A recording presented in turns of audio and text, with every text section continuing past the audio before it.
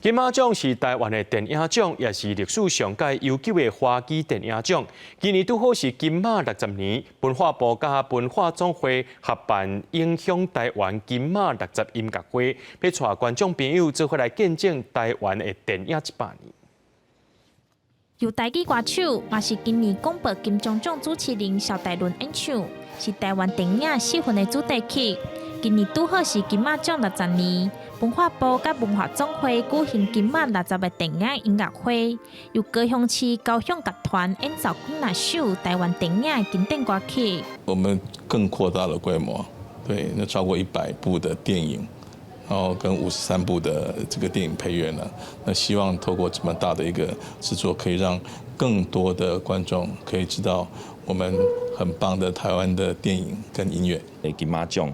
60档的这么有意义的一年，会当互人留下一个真深、足快乐的这个记忆。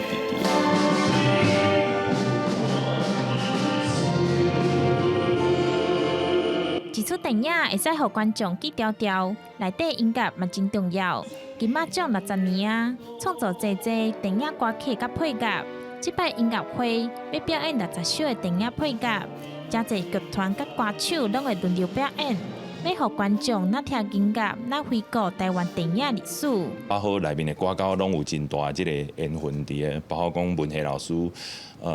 在生的时阵嘛对我足好的，啊，甲我有足深的感情，啊，即个会当来唱伊的这个飘浪之路，我嘛是特别的感动安尼。今年影响台湾的音乐会按算伫23、24两天，嘛是头一摆到台北演出，